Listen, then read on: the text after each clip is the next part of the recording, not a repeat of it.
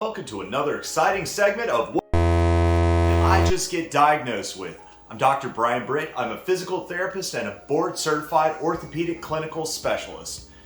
Today, I'm going to talk to you about patellofemoral pain disorder, or just kneecap pain.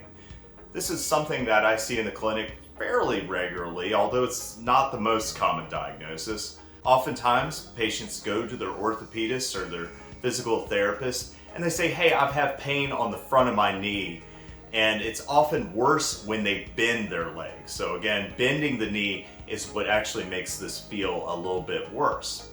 Now, when you see your orthopedist, they're usually going to do a full checkup and make sure that there's no arthritis within the actual joint space, the contact between the femur and the tibia bone. This one is a little bit different. This is the contact between the kneecap and the femur. And what ends up happening is the kneecap tracks laterally and ends up hitting on the actual femur bone or your thigh bone. This can happen for a variety of different reasons, and your physical therapist will do a full assessment and try to figure out biomechanically what's going on, but we'll break down a little bit about what may be happening. Usually, for whatever reason, the kneecap will track laterally, so it goes towards the outside, and it hits up against a part of your femur which is called the lateral condyle. So that's the bony knobs on the end of the femur. When this happens, it causes irritation, and this irritation leads to inflammation. So oftentimes, treatments that deal with inflammation are going to help with this, and we'll talk about that a little bit more later. But why is the kneecap tracking laterally? Why is it hitting up against that in the first place? And there are a variety of different things that we can look at. And from a physical therapist standpoint, we're going to try to assess and figure out what exactly is going on, try to classify this diagnosis. Something important to understand is this condition often happens more in women than it does in men. And part of why that may be is because women have wider hips, and that increases the angle of their femur, their thigh bone, so that causes the forces to pull that kneecap more outwardly. Other things can happen, or that the kneecap is actually lax, and sometimes people will have where they've torn a particular structure within the knee called the medial patellofemoral ligament. Oftentimes these are people who've had patellar dislocations in the past. That kneecap's actually come off and turned around. They could have torn a ligament in that, and that's causing it to kind of track a little bit more laterally. What can happen as well is the quadriceps muscle itself may be weak. So the quadriceps is a muscle on the front of your thigh that ends at your knee, goes into your patella, into your kneecap. And a particular part of it called your Vastus medialis obliquus has fibers that pull that kneecap more medially or inwardly.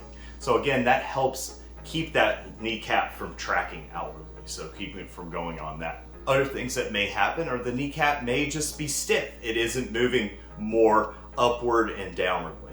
Lastly, we also need to look at the feet, because the foot position, if the foot's overpronated, that's turning the knee in and causing people to be more knock-kneed. That increases the forces going outward as well. So it could be any one of these factors or a combination of several of them that may contribute to patellofemoral pain disorder. As a physical therapist, I'm going to be looking at these different factors and developing an individualized treatment approach.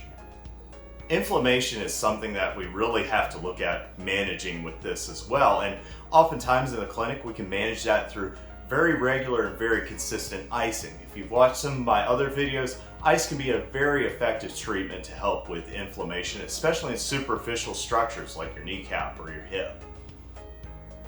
If your doctor says they're okay, you can take non-steroidal anti-inflammatories, or if you need something stronger, they may prescribe something a little bit stronger.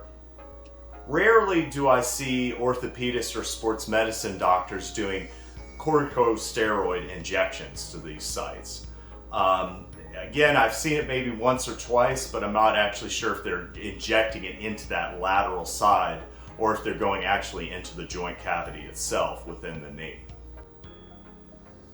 When I'm assessing a patient and I'm developing the individualized treatment plan, it may include stretching, it may include strengthening, especially those vastus medialis obliquus fibers, that quadriceps muscle.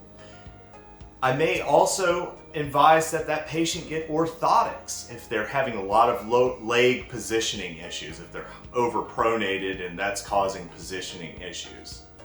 Something that's also very important is looking at the strength of the hips, especially hip external rotators. These tend to be weak. Again, and there's a subject debate of whether or not the weakness in the hips caused the knee problem or if the knee problem caused the weakness in the hips. And recent research suggests that really it's the knee problem that's actually causing the hip weakness, but we do need to address it as physical therapists. Another treatment approach that I've found has worked and is supported by research is taping. So again, actually taping that kneecap to either help lift it up or move it over on that. For some patients, braces, especially like a soft pullover brace with a little cutout on it, may help improve knee positioning. However, there's no one-size-fits-all approach for bracing. Sometimes patients just don't have legs that really fit bracing well. Especially my women patients, their kneecaps are just very small, so it's very hard to control that motion. Taping seems to be more effective. The good news is very rarely do I see this condition go to surgery. Again, that's if it's just the kneecap, the patellofemoral pain disorder. Now, if it's that along with osteoarthritis and a particular form of osteoarthritis called Chondromalacia patella, where the back surface of the kneecap is actually the cartilage is wearing thin, those may be appropriate for knee replacement surgeries. If somebody has a medial patellofemoral ligament that has torn and is causing chronic dislocation of that kneecap, that may be causing some of these problems, there are surgeries for that as well. I generally see those more in younger patients, so high school, maybe early college. In my area, I generally don't see patients who are getting those over the age of 25. I hope this has given you a little bit more comfort and understanding of patellofemoral pain disorder. I've also linked some resources in the description below. I hope this has helped you find your meaning in movement.